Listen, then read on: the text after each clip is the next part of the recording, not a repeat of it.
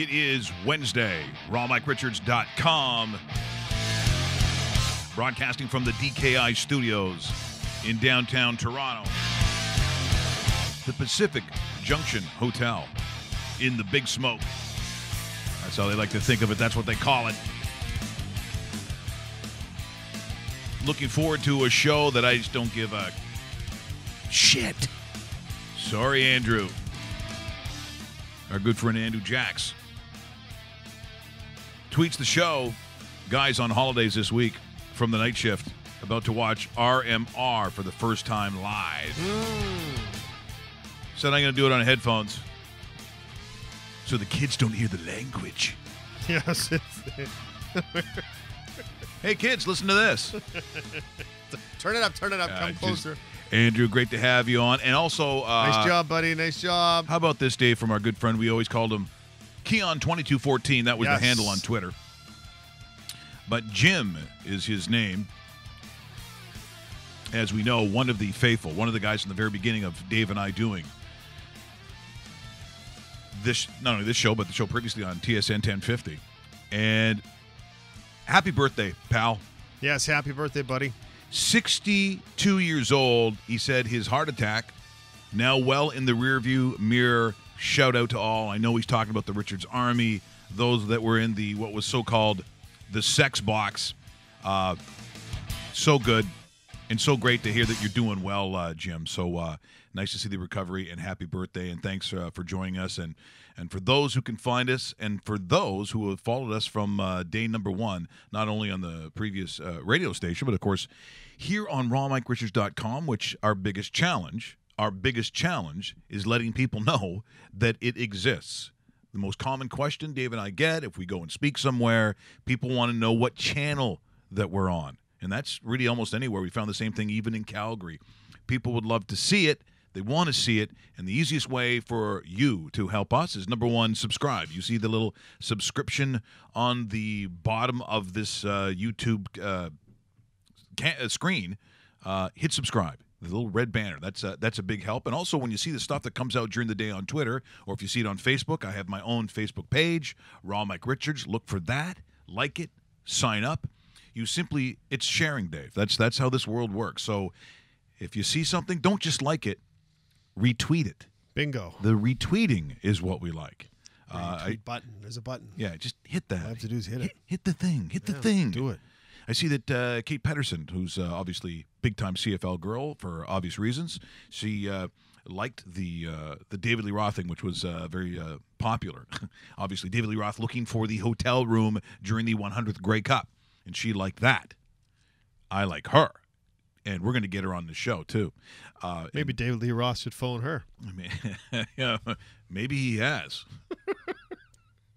Next thing you know, on the news. You got it. In other news of men who have pushed themselves on women. Some people say the sportscaster, Mike Richards. Trust me, I'm not a sportscaster. I could see you reading 20 for 20 updates. Oh, talking like this. Yeah, hey, like that. Hello, Dave. And the Toronto Maple Leafs took on the Desert Dogs and found themselves on the losing end of that one. With more, here's Kate Pedersen. That's good. Oh, we're still rolling. Okay, we're back. We're live. We're live, Dave. I forgot to turn my mic off. So thanks for joining us. And yeah, like that hasn't happened to people either. Hey, here's speaking of confusing, because look, every day, Charlie Rose. So Charlie Rose now a groper. Nice job, Charlie Rose. What is going on in this world? Like at some point, look, Jeremy Piven even took a lie detector test, passed it twice. Yep. So you got to know. At the same time that people are bearing the guys who truly are probably douchebags and dirtbags, why you think you can just force yourself on somebody else, I'll never understand it. I really, truly won't. But then there's the others where I'm thinking, okay, but then they become targets. Mm-hmm. And Jeremy Piven said, I didn't do anything that this person's talking about. He goes, and don't let this stop women from coming forward with the Harvey Weinsteins and the other guys who are on the list of just really unbelievable things that they've done to women, and I guess apparently and men. He said, but I didn't do this. Because some of this stuff is what if you're a school teacher? I heard there's one in the GTA where it was a French teacher, and now he's on suspension and not able to teach. And I'm not saying that he's innocent, but if he is, oof. Now what? That's a career wrecker right there. It is. But if he is guilty, then yeah, he should. He should be shot. But I don't. It's just I really. Every day there's a new name to the list. Now, so far it seems like it's been pretty accurate. But I'm not that naive to think that there's not someone who's thinking, okay, now I'm going to get this now. I don't know, one of the Backstreet Boys or something? You see that one? Was it No. Nick? Who's Nick Carter? Is that a Backstreet Boy? Yeah, I think so. Oh, Russell, you should Sounds know this. familiar. You love that band. That's your favorite band. Pull out your wallet. Yeah, Tell where's me that picture of which one he is? from Nick to roast beef? And maybe you should throw that card away now. But he did something, and it was like really aggressive. Like I don't know what's going on. So we live in a world right now that is just, as I've said before, it's very angry, and you got to get some comic relief somewhere. And for that, why? I guess you can just watch the Edmonton Oilers. Ho, ho, ho, ho. Whoa! Woo! Hey, it's true though. 8-3. Now look, it was St. Louis, and we talked about it. It's a good team. About St. a week Louis. ago, saying, okay, is this team the real deal? Granted, maybe Edmonton's not playing their best hockey, but if you're not careful facing a team that, you know who they remind me of, and I think I may have said it at that time. Which team, St. Louis or Edmonton? St. Louis Me? reminds me of. Me? No. Oh. Well, they could be. Okay. Yeah, there's ribs down there. You like ribs. It's the food of your people. It is. It's- It is. With the vegetable medley. It's the Slovenian favorite. Just ask Trump's wife. She can't stay away from the ribs. Actually, I don't think she eats a lot of ribs. You can see her ribs. She doesn't don't eat a eat lot of ribs. She doesn't eat much of anything, No, actually. I don't want to know what she eats. You know what I'm saying? So no wonder she doesn't. She hasn't in a while. No wonder she doesn't eat. St. Louis reminds me a little bit of the Rams in that they have basically the same core groups of players. You remove a coach. Yep. And all of a sudden, what? Da, da, da, da. Because the Rams, to me, now people make an argument probably saying St. Louis, they were still good, even with Ken Hitchcock. Sure. It's just the playoffs were killers for them.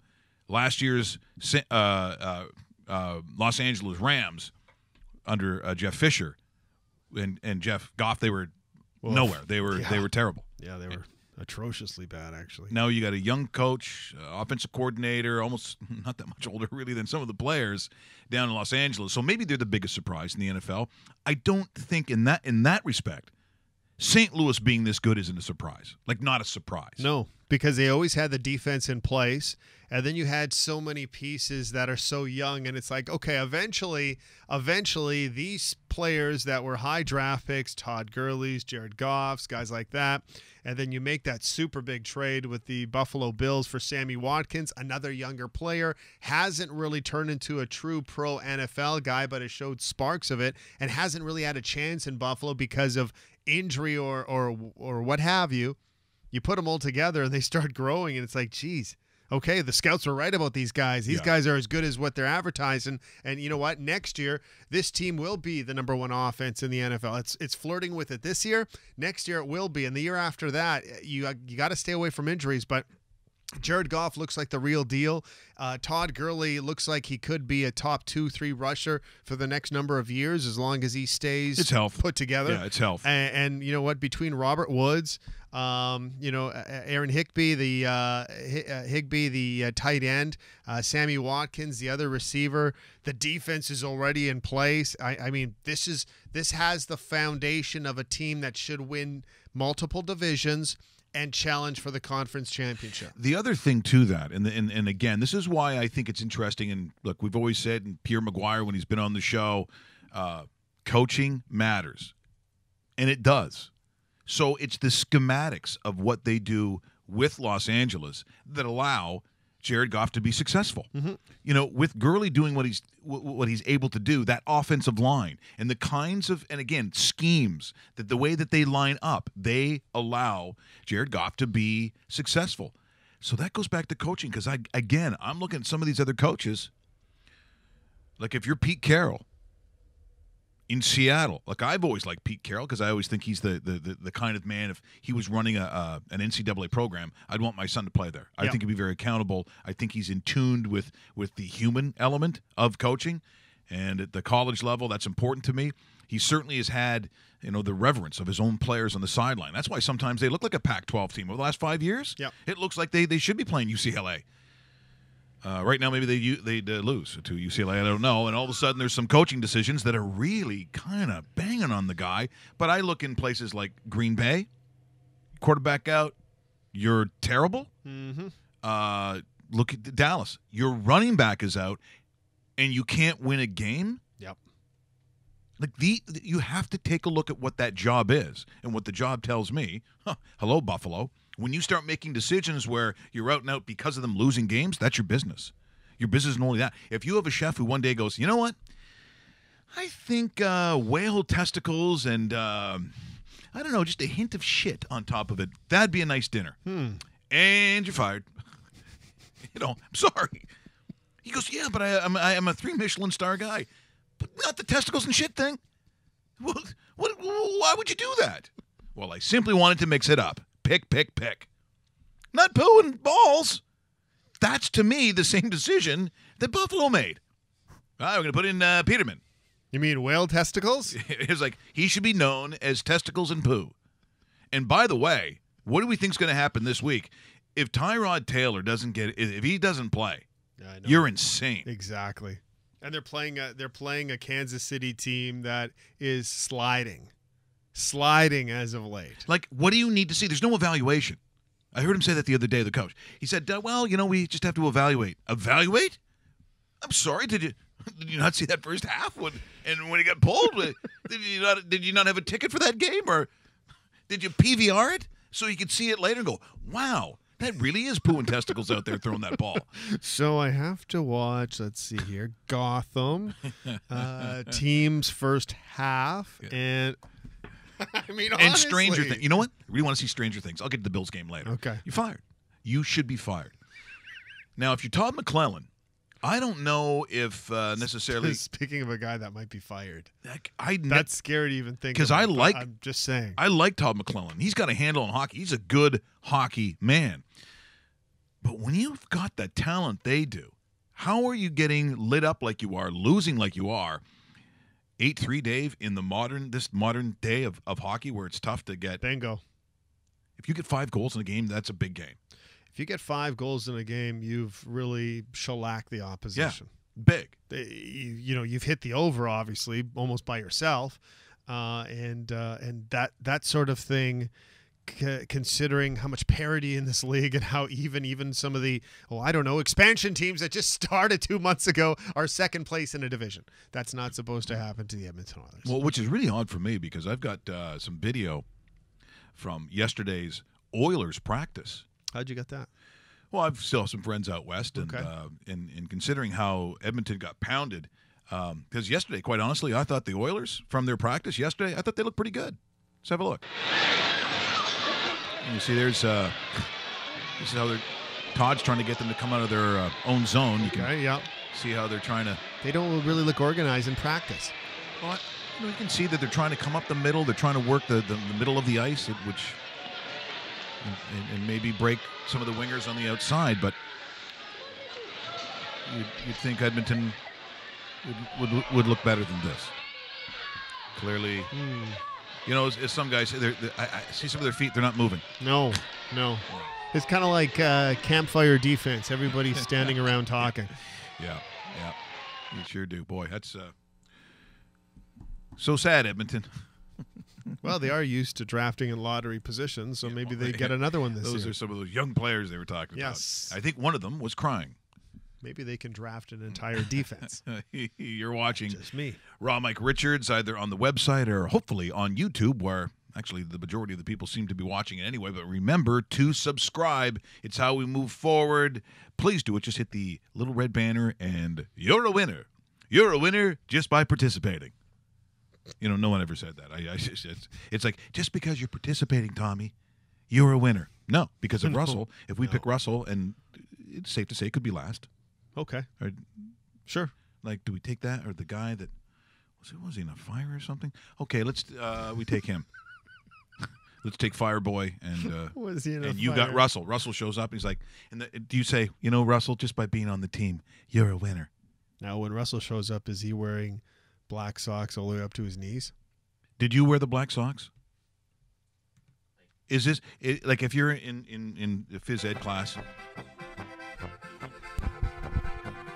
Were you a Black Sox guy?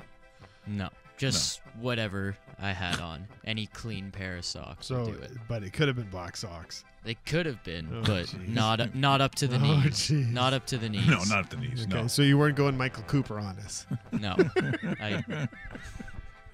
Poor Russell. He must go home. Why do I even do the show? I don't know why I do the show. Without me, they have no show, and yet I get pounded on it. That's poor Russell. The interest in the Grey Cup, kind of interesting, only because we're in an area in the GTA where they basically do anything they can to not talk about the Toronto Argos. You can't see the parade that's happening behind me? Or? It's really pathetic.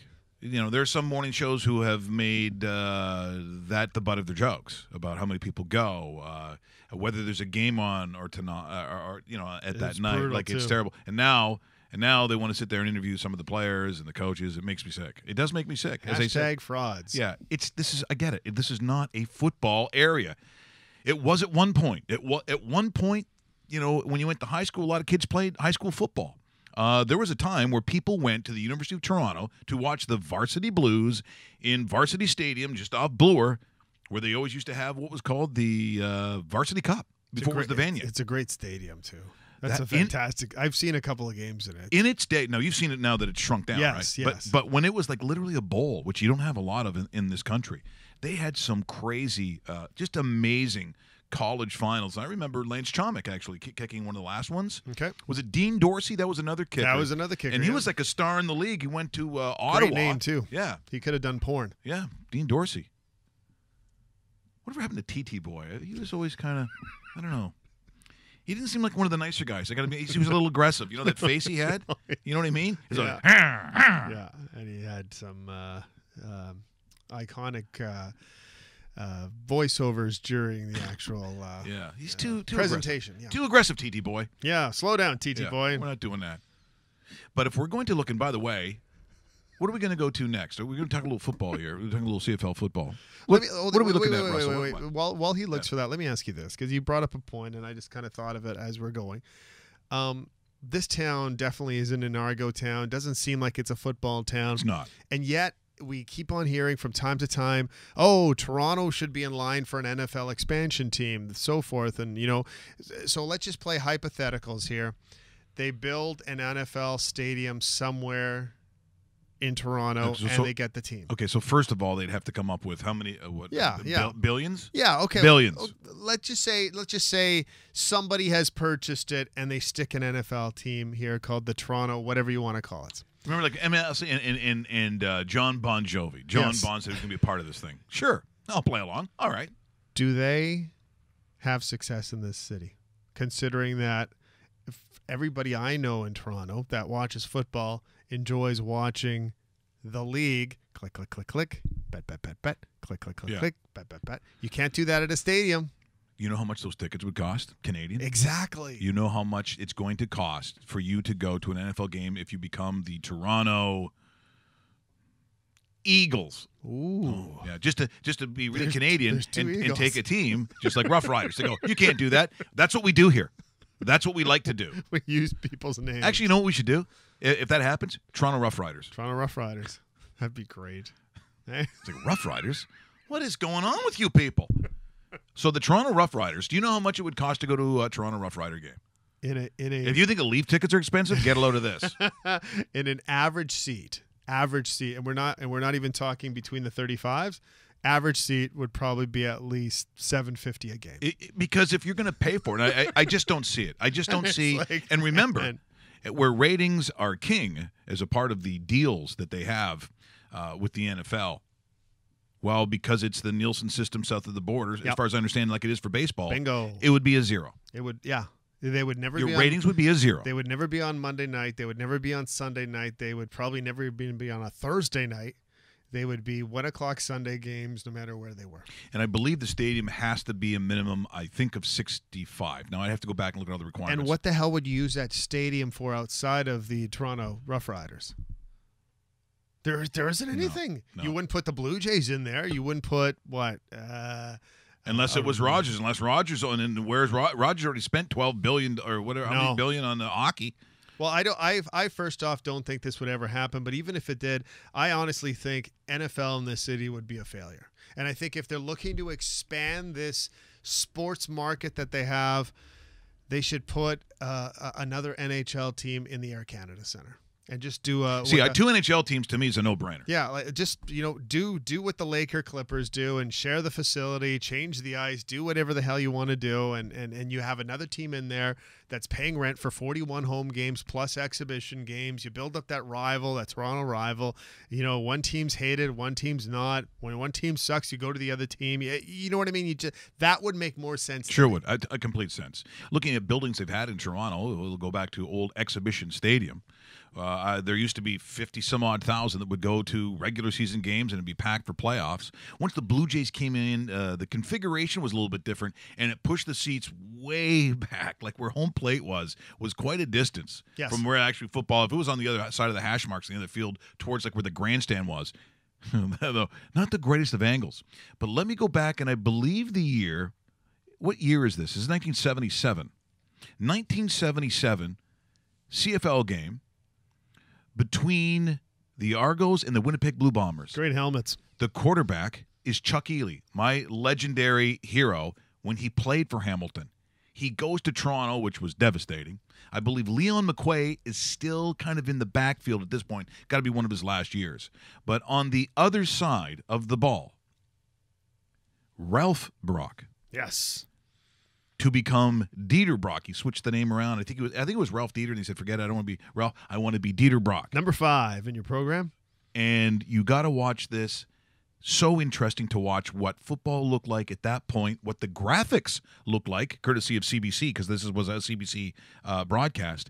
But get a load of the first commercial that you're going to see and who it is. This is the CFL in 1977. This is 2nd and 3, and there's the completion performance of Chuck Ely having a good season now, despite playing hurt with a separated shoulder for 3 or 4 games.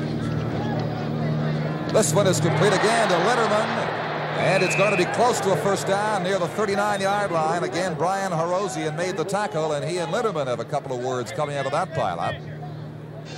They're going to measure to see if it's a first down. We'll let you know how it turns out. Watch this. Return in just a moment. For guys like me who love the great smell of Brute, here's a play that goes all the way. All the way. First, you hit the shower with Brute 33 shampoo. Brute 33. You pick up protection against wetness with Brute 33 antiperspirant. I want to kiss you. Cut to the sink where Brute 33 cream shave chops down even the toughest beards. And get super hair control with Brute 33 hairspray. Go all the way with Brute 33, because when you stay with the great smell of Brute, buddy, the great smell of Brute stays with you. There's a lot of things to say Back with to the you, game. and that's one of them. That was Don Chevrolet, by the way, doing the late great Chevy. Did you ever get a chance to meet him? Never met him, but he was on my show a couple of times before Really, he passed away. Yeah, I never met him. Fantastic on the show too, boy. Actually, no, that's wrong. Forever. The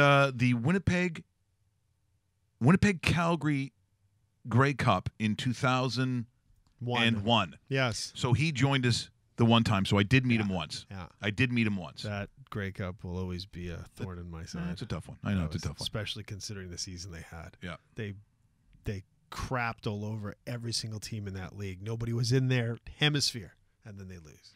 Well, it's a good thing you let it go. I hate you. You're watching Raw Mike Richards on the .com, the website, or you're watching on YouTube. Troy Westwood is so terrible. Oh. I hate him. Okay. You could fight him. I think he likes fighting now. He does like fighting. This is the thing for him. And he's good at losing, too. Also, if we're looking back at 1983, so we're just doing its Grey Cup week, and it's crazy looking at some of this stuff. So in 1983, there were blackouts everywhere. It was tough sometimes to even see CFL on television. People don't relate to it now. You can see it a million different ways. It was a big deal, too. But and to be honest, it's one of the things that crippled the league. Yes. Was a whole generation of adults never even growing up seeing a game. This is when the NFL started to become so much bigger because they knew all the players. They knew who Joe Montana was. They grew up with San Francisco of that time. They didn't grow up, for the most part, with Canadian football unless their dads were watching it, and unless, of course, they could see it on TV, which you couldn't. So one of the affiliates of CBC in Southern Ontario was out of Peterborough, called CHEX, CHEX. This is 1983. You're going to hear still this. So Brian Williams is still big with CBC at this point, but get a load of the promos. If you're a Canadian over the age of, I would say 45-ish, closer to 50, if you're in that age group, get a load of the promos before the CFL game. Young will enjoy visiting with a friendly giant. The young adults will enjoy the competition among the area schools on Campus Quiz, Saturdays at 11:30. That looks terrible. And the characters at a Vermont Inn provide the comedy on Newhart, Mondays at 9. The comedy. Fridays at 8, a tough police precinct is the setting for drama in the multi-award-winning Hill Street Blues. Hill Street Blues. So nice to come home to this fall. Nice voiceover. Fame, Thursdays this fall. Fame, on Check. another terrible show. And then Brian Williams. Here comes. A CBC Sports presentation. Yeah. Look at the music. Look at the graphics. And that was considered pretty high tech at the time. CFL 83 is brought to you by Carling O'Keefe. They paid some money. Oh, yeah. OV. OV. Hartford Beers and Miller High Life. Wow. And now, for all the action, Here we comes. take you to the stadium and our CBC Sports crew. Here it comes. Last week, the Toronto Argonauts moved closer to an inevitable first-place finish in the East. The country's leading receiver, Terry Greer, threw a touchdown pass. Don was so good at so many things. And in the West, Look at the size of the end zones back then. The Edmonton Eskimos Just came huge. behind to Like defeat field. the Calgary Stampeders 31-28. Look at And this that. afternoon, last year's Grey Cup participants meet for the first time in this 1983 season here at CNE Stadium in Toronto. It's a big game for both teams. The Toronto Argonauts Look at realize that. they have an opportunity to at least Don clinch a Whitman, the tie this class. afternoon Just the for class of first broadcasting place at that in the time. Eastern The CBC Conference. orange The Ottawa jackets. Rough Yep. Riders with that victory So that's last Ron night Lancaster stood back within in that 6 time would have been doing points. color? He was Toronto great, Yeah, too. very good at by it. winning today. And in the West, the Edmonton Eskimos Yeah. could at least temporarily move into a first-place tie with Winnipeg and BC. They meet tomorrow afternoon in Winnipeg. There it Ron is. Lancaster, the three Look- outstanding oh, players in the boy. Canadian Football League last week, are in action this The late, afternoon. great Ronnie. Sure, Don, and two of them are playing with the Eskimo defense. They're being led once again by last year's outstanding defensive player, James Parker. He was the Quick defensive Parker. player Yeah, of the great. week You know what? last I'm sorry. I could watch this all day if I don't stop it. That just almost brings tears to my eyes. That was a very important era from me. Where's That really was. Dave Cutler was their kicker. I hated him, too. Kepley would have been on that team. Kepley was on that team, yeah. Boy, I'll tell you, there was Tommy Scott was a Tommy big, Scott. big target for any Eskimo quarterback and, at that and time. Warren Moon was just was lights out, and then very soon, obviously, goes to the NFL. But those are just some awesome moments. Here's a moment not as awesome. Once again, during the 100th Grey Cup of the celebrities, quote unquote, that were looking for rooms, the biggest loser, the biggest spare of all time, who really was a star hound, Robin Leach, who made a career just by talking about rich people. I don't even know how that's a career, but he made a career of doing this. With his voice. And somehow was looking for a room during the 100th Grey Cup, and he called the legendary Havanap Hotel. Hello, is this the Havanap Hotel? Yes. I'm just curious. I'm calling from out of town. I'm calling from Los Angeles, California. Yes. And there's a football championship coming up in your city this week. Are you aware of that championship? Pardon? Yeah. The Toronto Argonauts, and there doesn't seem to be a lot of rooms in Toronto, Ontario. So I was just wondering, do you have availability next week? Yeah, sure, we have. Do you have how many rooms do you have available? I have an entourage because I'm a little bit famous. Do you know who Robin Leach is? Pardon? Do you know who I am, Robin Leach? Oh. Lifestyles of the rich and famous. No? Oh, yeah. What? Well, What? I have an entourage. Can I get 17 rooms? 17 rooms? Yes. Yes, sure. Okay, and do you have girls who visit those rooms because we are from Hollywood? Uh-oh. No. Pardon, I didn't get you. Do you have girls who will visit the rooms because, we're coming from Hollywood and we sort of like that sort of thing? I'm not sure that. Sure you do. Okay, well, look, I'll call you. A good friend of mine, Wayne Gretzky's coming as well. Do you know Wayne? Pardon? Do you know who Wayne Gretzky is? No, sorry. Okay. I'll call back later. Thanks so much. Thank you so much. Yeah. Yeah. The best. The Heaven app is still there, by the way. I pass it every day. I don't pass it every day, but I've seen it. It's like, how the hell does this exist? How hasn't some real estate developer go, okay, we'll give you your $1,000, and no, actually the property's actually worth probably pretty good cash because it is. Oh, it's right down. I mean, over it's the by spread, the bluffs. There's no other. I mean, it Yeah. is as sketchy as you. And I think one night I got to do it. Do you ever see cars in front of it? No. No, I don't. I think people, it's one of those places, you know those skeevy places that people live in? Yeah. Because on Kingston Road, when I come down to work, I mean, it takes me an hour and a half now to get to work. Aye. And you see a bunch of these places, and guys are out there with no shirt, having Yeah. a big, Yeah. nice beer. Yeah. Well, there's nothing wrong with a breakfast beer. I'm not going to pick on that one. Well, I'm not going to pick. camping, yes, I'll be okay with it, but on a Wednesday? I think they are. Camping is their living, I think. I always thought, the hobos and the homeless go by and say, oh, you're camping now? So, okay, let's What, go. are you mocking me? You have a house and now you're sleeping on the ground? Assholes. So you want to try the Have an app one night? Yeah, I do. You know? I think we should have Rusty Bears try it first. Russell, you'd be good at that. I'll pay for the room too, but he has to stay in it. Hey, you know what? No crying. No crying, no onesies. Could you imagine Yeah. going in there and seeing the bed sheets and what they actually Like they have? don't crunch. Like that. Like those bed sheets are freshly made up every day. Every you know, day. it's like, hey, we're for the environment. If you don't need your towels washed, I'm going, come on, are you serious?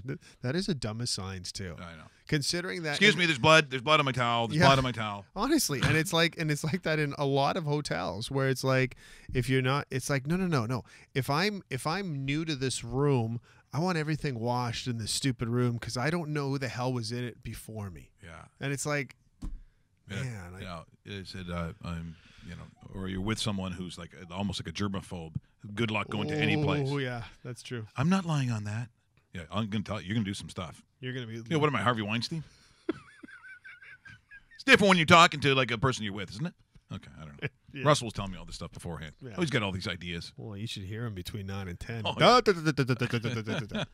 I'm just saying. Yeah, with the leaf hat on too. Oh, yeah. That's got to be good. Other teams that should maybe really think about where you're going this year. We had Bruce Dobigan in yesterday, and he talked about what maybe Montreal should do. Really, 3-1 to Dallas, and I think they're in Nashville tonight. There's no storyline there, right? The Canadians are stinking. They don't have Carey Price. They're closer to the bottom of the league than they are a wild card position, and they happen to be playing against PK Subban. And a Predator team that has actually won 7 of 8 games. Oh. And a Predator team that went to the Stanley Cup final last year. Oh boy, yeah, that's just saying. Yeah, Montreal is a pretty fun show. Leafs are in action tonight.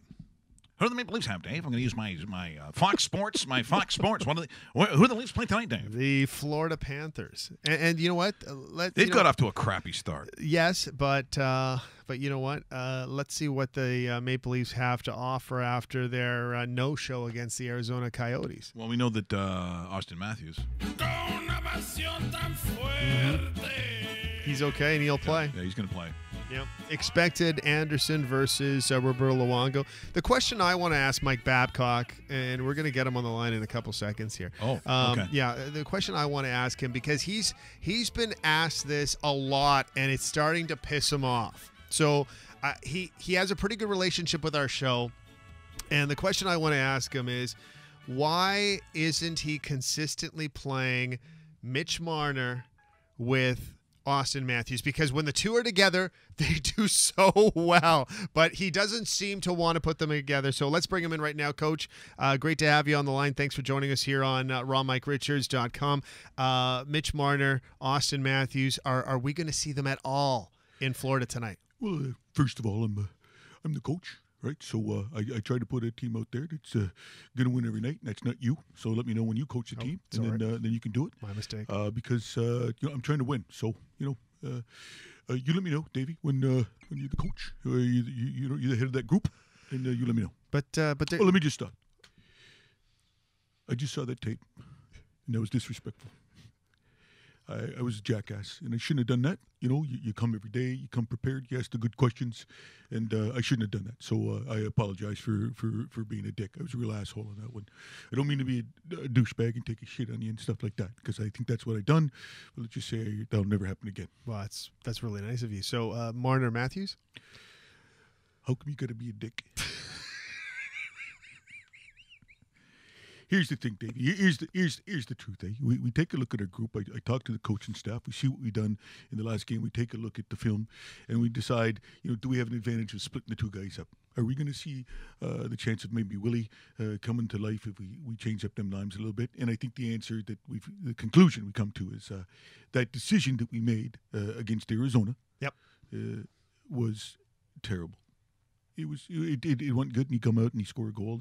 By the way, that didn't decide the game. As much as people want to talk about it, but if you had played the right way from the very beginning and not been flat, then you're not looking for whether it's goalie interference or not. That's honestly how I feel with the group. Final question for you, Coach, and thanks for joining us on a game day. Have your thoughts changed at all about Ron Hainsey? Hainsey's still a shitty player. He's done pretty good for the skills that he's got, which are limited. And but he's terrible. He's a piece of shit. I said to Lou, we got to get rid of him. We got to dump him. And I don't care what we do, but he's got to go. And also, I'd like to a little shout out to Kate Pedersen. Okay, yes. And if you'd like to come by the rink after the game, I get a limousine. I'm not trying to push on you. It's available because I don't want to be disrespectful, because I wouldn't do that. It's not me. You don't seem like it, Coach. Thanks for joining us. She's got great legs, though. If you've seen the pictures, that's fair. I'd really like to. Good luck against the Panthers tonight. Thanks, Stevie. Mike Babcock joining us every once in a while here on RonMikeRichards.com. You never know when he's going to show up, but when he does, you don't get him anywhere else like you do here. I thought it was very, very forthcoming. As I say in the things, very forthcoming. Then you put it online, and someone goes, "Wait a second, he never said that." That's not him. Yeah, okay. Yeah, we know. Yeah, we know. But you have to think as a coaching staff, though. I mean, we talk about. I mean, the thing about the length of the season. At some point, and what is the point for you, where whatever, like, and again, if you're the Montreal Canadiens, if you're the Edmonton Oilers, I'm not saying panic, but when do you really have to do something before the season is thrown away? So we're still only at 20 games. Yeah, we've reached the quarter pole, basically, of the season. Is that enough to cause concern with teams that aren't doing it the right way? Well, it's interesting enough you say that, because U.S. Thanksgiving, which is tomorrow, by the way, is usually one of the first markers in an NHL season when you kind of sit back and they do a lot of statistics on it. And what you see with the standings right now in both the Eastern and Western Conference, what you see is on average in the last decade, 75% of the teams that are in playoff spots right now are going to be in playoff spots at the end of the season. So now's the time to either make that change, make that switch, decisions, trade, whatever it's going to be, because usually, a person in motion stays in motion. A body at rest stays at rest. That's what we've seen for the most part after this quarter poll. And yes, all teams, every single NHL team has basically hit at least the 20-goal mark or 20-game mark. There are a couple teams that haven't, and there's a whole bunch of them that have hit more than 20 games. But yeah, for the most part, this is what you're going to get. So it's kind of interesting to see. But Tampa Bay's got to somehow come to earth, do they not? I think they come to earth a little bit, but I still see them as either 1 or 2 in the division. I really do. Yeah, I don't see them slipping into they're battling for a wild card spot in March. I just don't, and this, of course, these stats are also based on if the team is healthy, because guess what? If Tampa Bay loses that first unit or a Victor Hedman or their goaltender, for example, then these stats are thrown out the window. But for the most part, what we're seeing here is what we're going to see. And you know what? If you're Edmonton, if you're the San Jose Sharks, if you're the Anaheim Ducks, if you're sitting there, Minnesota, who's last place in the Central, if you're curious about the New York Rangers, who are second last place in the Metropolitan Division, or as we mentioned, the Montreal Canadiens, the Boston Bruins, the Florida Panthers, who a lot of people thought were going to be one of those up and coming teams. Yes, a lot of people talked about the Panthers. These teams are in big time trouble, and something has to go over well with them in the next 20 games before they get to the halfway point of the season. Okay, also sticking with the NHL, by the way, if we're going to talk about teams that maybe, I don't know if they've superseded where they're supposed to be. People thought Tampa Bay would be good. People thought that Toronto would be good. Detroit's probably playing a little above where people may have thought, but they've only played 21 games, so whatever. Ottawa's probably where they're supposed to be. I don't know what was expected out of Boston, so if they're playing 500 hockey or give or take, I think that's probably maybe a bubble team at best. Montreal went into the season, as far as I'm concerned, with the hopes and prayers that every game was going to be 1-0. I don't know how else to put it, but you never were pushing the offensive side of the game last year. You don't have puck-moving defensemen. I just don't know why you thought you'd be that much better, and maybe they're even worse. But it's the Buffalo Sabres for me, who basically, when you looked at what Toronto was doing at that time and what Buffalo was doing at that time, Eichel comes over, all those things that you wanted to put into place. You hope Robin Leonard was going to be, the goalie of the future, like a lot of teams have. And I look at them with only 5 wins after 21 games. They're in big trouble, but they're in big trouble, I think, long-term, Dave. Long-term, I think they are, too. And you know what's funny about this Buffalo Sabres team? 2-3 years ago, people in Toronto were sitting there with a last-place team and looking at the Buffalo Sabres going, they seem to be moving in the right direction. They've drafted defense. They brought in a goaltender that was of high prestige from the Ottawa Senators. Gave up a first-round draft pick to get this goaltender. Made the trade for Ryan O'Reilly, and a major trade too that solidifies at least the center ice position. They lose out on the McDavid draft, but they draft a guy that is a top forward, a top center iceman. So you have your center iceman in place with Eichel and O'Reilly. You draft a whatchamacallit, I'm trying to remember his name. Sam Reinhart, a Canadian junior draft pick that was a stud. He was a stud. Was supposed to be top 6 forward at worst, and nothing's gone right for that team. Yeah, they bring in the coach too, Dan Balsma at the time, Stanley Cup coach. I like him. I like Dan And then Balsma. they have to fire him, and they fire the general manager, and there's everything's wrong in Buffalo, and something has to be done there too. So if that's the case, then New Jersey, they playing over their heads. Yes, they are. New Jersey, to me, doesn't look like it's real. Columbus, I think, is the real deal. I think Columbus is good enough to win that division. Philadelphia, eight wins after 21 games. Yeah, that's not. They've got to turn the corner at some point. I think they are where we thought they were going to be. Oh, really? Are they a 500 team? At best, I don't see the Flyers being a playoff team. And you know what? Maybe they stick their nose into a wild card conversation. I'm not going to say spot, but conversation. But I don't see this team doing anything with a guy like Brian Elliott in goal. People are always going to think that Las Vegas is somehow going to have the air come out of the balloon. There could be a lot of different things. Look, this team's never played together, so if you're trying to even scout them a little bit, you kind of really aren't that familiar with what they do because they really, until this moment, hadn't played together beforehand. So is this one of those things where they're going to run out of surprises for the other teams that have been surprised? Do they come back down to earth, or are they just that weird kind of story? Because I don't know at the end of the day, especially in the Western Conference, if you're going to start tricking, teams on a regular basis, teams like, even like, a Dallas. Are you going to Anaheim, San Jose? Even though San Jose's got off to a slightly slow start, but it's the West. It's too tight to trick people for a long time. They're 12-6-1, which is outstanding for a team that just basically formed 19 games ago. For my money, if I'm deciding which way I'm going to see this team, I don't think this is a playoff team. I really don't. I think the slide's going to happen, and if you actually look at that Pacific Division themselves, they're only like 4 or 5 points away from 5th place in that division. So there's your non-playoff spot right there. This team will hit a rock soon. I know they're going to get Marc-Andre Fleury back eventually from concussion protocol, but even with Marc-Andre Fleury in place, there will be a purging of the team too at the trade deadline. I can't see them wanting to sign a James Neal to long term. I can't see them wanting to hold on to him considering he's an unrestricted free agent.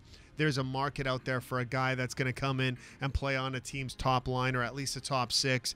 This guy won't be here after that deadline. So you know what? Nice story, great start. You're happy for it considering all the terrible stories we've heard out of Las Vegas, just socially and in that city itself. It's nice to see that this team actually started off and gave fans, something to prioritize their minds on or change feelings. And I know sometimes sport can do that, but you know what, you never forget the tragedies, of course, of what happened there previous to the season. But unfortunately, this Cinderella will hit midnight, and they are not a playoff team. We talked about maybe redefining the word dynasty, just the way that it is in sports these days. It's too tough to see these teams winning 2, 3, 4 championships of any sport in a row. You play so much of the season, hockey especially, it's just so hard. So I wasn't surprised, literally, to see that, Los Angeles, and so Daryl's let go, and they go through this, whatever that change is going to be. So the fact that Los Angeles is 12-7-2 after 21 games and in first place in the Pacific. That surprises me because I thought, at some point you go through that cycle as a team, because I think that's what's happening to Chicago. Yeah. They were so good for so long. Players get a little bit older. Eventually the cycle does come, it's a 180. It's back where you did reload beforehand. And let's be honest, that was Dale Talon who put a lot of that team together. But Chicago, to me, seems to be in that ebb. So how is Los Angeles currently doing what they're doing? Great question, because they are an older team, and then if they're not part of the older, they also have some new players that it's like, who are these guys? It's an amazing story, I think. And Jonathan Quick is a fantastic goaltender, but Jonathan Quick is one injury away from sitting on the sidelines, because he does have a history of injuries, and if the Los Angeles Kings were to lose a guy like that, that probably is very Aaron Rodgers-like, if you want to make a football comparison. Could be. But you know what? I don't see the Los Angeles Kings winning this division either. They might be a playoff team, but I'm not about to sit there and say, you know what, I'm writing it down. They are a playoff team right now, because the Ducks are still not healthy. The Oilers have decided to crap the bed for the first 20-something games of the season. But they remind me of those teams that haven't had the longest time to play with each other. When you think about how young they are and the team that's being assembled, Todd McClellan is a good head coach. Yeah. They've got good hockey people there. It reminds me of like when LeBron and friends went down to Miami and everyone was jumping up and down after the first 20 games because they weren't very good. Well, that didn't last very long. No. And you got another 3/4 of the season to go. I expect them at some point to be the team that I believe that they are. Yeah, I think so too. They're having a definite uphill climb, but when you look at that Pacific Division, don't look now, but nobody's surprising me if they tell me the Calgary Flames will win that division. Because I truly think the Calgary Flames are good enough to win that division, and Mike Smith has with been... Yager in there? Yep. And the traveling... What do they call themselves? The traveling Yagers? The traveling Yagers. You guys are awesome. Yeah. You guys are awesome. Hey, open invite, too, on the show if you're ever in Toronto, because, all of you, very cool idea, and I love it. But the Calgary Flames have been a nice surprise to me. I thought they would contend for at least a wild card. I think they are good enough to win the division. They just have to keep on doing what they're doing and keep on getting a lot of nice support from some of their younger forwards. Johnny Gaudreau, who's only a couple years into an NHL career. Sean Monahan. Mike Smith seems to revitalize himself in the Flames net. They have... Which is good, because I've always liked Mike Smith. Yeah, and they have a core of defense that are not only experienced, but it's a strong group. The Flames might make some pretty good noise, and I'm looking forward to it. I think it's fantastic. All right, Roast Beef, you've heard the professionals break it down for you. What do you think about that? What is it in Roast Beef's corner? Ooh, Roast Beef's corner. I like Roast Beef corner. What do you think? Of those that are the real deal, those are the frauds, and those are the fails. Where do you put some of those categories? Definitely agree with Buffalo. I would have expected them to be a lot higher. I expected Robin Leonard to build off last season. I think he had around a .924 save percentage, which is pretty good. They haven't been able to live up to the hype, whereas Vegas, we all, like Dave said, expected to be bad. And I personally think they might keep riding this high. I think it'll take a little bit longer before they dip down. Because I've expected them to dip down for about the past month, and they haven't, other than a small losing streak along the way. Okay, let me ask this and throw this question out there. Why were people so up on Carolina before the season started? Why did people think Carolina was going to be so much better? Sebastian Aho is a really good forward. He got off to a really bad start, and he's starting to pick it up. They got a few good young defensemen like Jacob Slavin, and then Scott Darling was looking like he's going to be a starting goalie for the first time in his career, and he's starting to play like that now. I think I think Carolina was a little bit overrated coming into the season, but I think they're starting to come. Yeah, guys scoring whose last name wasn't Skinner, maybe. Skinner! Yeah. Maybe that would be a good start. I don't know. I just looked at it and I thought, okay, you're kind of rolling the dice on what you think the upside is, which, again, I think for young athletes is always, it's hard to predict, Dave. Like, that are true blue chip guys. Like, what does this draft look like coming up? What are they saying in terms of its strength? Well, you have that European Dahlin, right? Is it Dahlin or Dahlin?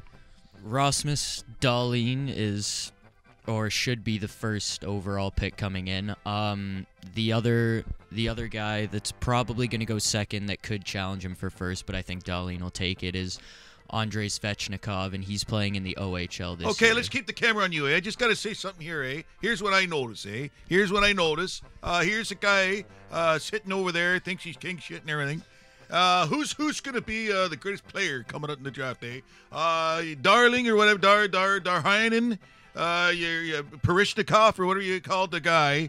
You can't talk about one Canadian kid. Not one kid from Kingston, nothing like that. All the time you spend on the OHL Steelheads, there's no tipping out. He's a beauty, eh? That kid's going to be a beauty. And who you talk about? Oh, yeah, Schneiderfest and all that, eh? Like, that just kills me. That just kills me. I mean, you know who's going to be a great player, and I'll tell you right now. Who's going to be a great player. Don't interrupt. Dougie Gilmore, okay? Dougie's going to be, he's coming. He can do what he wants. Good guy and everything like that. Knows how to play. He ain't from no Switzerland or whatever. What about this Latvian goof? Okay, no one cares, eh? So way to go, roast beef. Once again, ruin the show. And where's your brother, eh? Where's he live? Tell me. Here's what kills me. Don't stop me. Where's your brother working right now? Sweden. That's what I thought, eh? Oh, that was just scanning it really quick. I don't know if Don's gonna like this either, but Brady Tkachuk is listed as a top 10 forward in this year's draft. He's the other son of Keith and brother of Matthew with the Calgary Flames. So it looks like there's going to be another. Is he a more slender Tkachuk? Has he got a little more than Dad? Yes. Who were they were mad at because they went in during the Olympics and they were accused of like wrecking buildings and. Oh, that was a U.S. team. Yeah. That's right. Wasn't it Tkachuk, Roenick? Yeah. Peeing on the walls, or was that? Yeah, there's a couple other players with that. I think it was John LeClaire was part of that. I'm not. I don't. Chelios maybe. Yeah, it wasn't a good story. No. Wasn't the in Rio the swim team that didn't they steal money from a gas station or what's his face? I'm not big on swim. Not Michael Phillips, but the other one. Ryan Lochte. Lochte. Yes. Yeah. Supposed to be the big star on bags of Fritos or Krispy Kreme donuts or whatever he had going on, and then all of a sudden, didn't they rob wasn't it robbery or smash shit or whatever it was? Something like that, yeah. At least they didn't steal shoes from China when your family's known for making shoes. I still don't get that one. Okay, let's I've got a couple of things I want to get to before we end the show, young David. You, of course, married to a beautiful Greek girl. Okay. By the way, does she say stuff to you under her breath in Greek, and you just know it's not good? No, but she talks to her mother in Greek sometimes on the phone, and that can't be good. You know that it's I've done something wrong. Now, I'm going to have to ask you this, because roast beef, we didn't play this the other day when it was Yanni, how do you, the Greek freak? Tentakumpo. Yeah, I don't have that one down. That's okay. When people look at, last year and teams they thought that would, kind of rise up. And when people would talk about, Milwaukee. So how, can you be that good? Well, I'll tell you, to me, the same thing is always a truism about basketball. You got to play defense. If you can stop people, and people think, oh, you mean you want to be boring? No.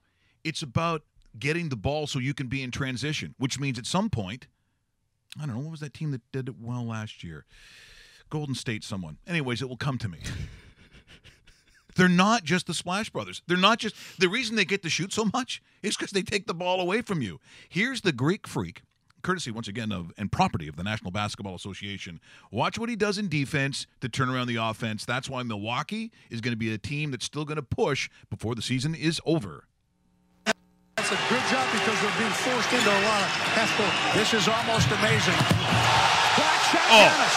With all the misses, the Bucks are still on an 8-0 run. and you can make it 10. Oh. Still attacking the rim. What a block. Look at this block. And then gets down to the other under the end of the court. That is, if you're going to have a young players taking a look at what you want to do, what does defense mean, especially in that point where it's individual? Yep. That's how basketball is supposed to be played, even individually. We talk about team defense a lot, which is very important. But when it comes down, you're playing man like that, he takes it away from the other team, scores at the other end. Guy's he is a freak. He's phenomenal. Yeah, he's phenomenal. If I look at him as a future MVP in this league. I do to too. Tell you the I honest do truth. He might also be, if he isn't shortly, the most valuable all-around player. And you just saw great example. Just another one too, because there's a million of these plays everywhere. You look when you look under Bucks, but the Bucks need to surround him with a little more talent if they're going to do anything more. That's the disappointing part. Well, there's also. Do I have another basketball clip before I go? What are we taking a look at? I can't remember what it was. Barkley and Oakley. Here's some vintage. How about this vintage? You know how we show fights? Yes. Yesterday was from a Giants game where, someone vomited on someone, and that always causes a fight. Sometimes it's a basketball game, and sometimes it's against guys who play a certain way, but I didn't recall Barkley and Charles Oakley getting involved. When you think about it, kind of a heavyweight fight. Property, the National Basketball Association. Stopped by Ewing, and then put on the floor by Oakley, and Barkley goes at Oakley. Oakley missed with a swing.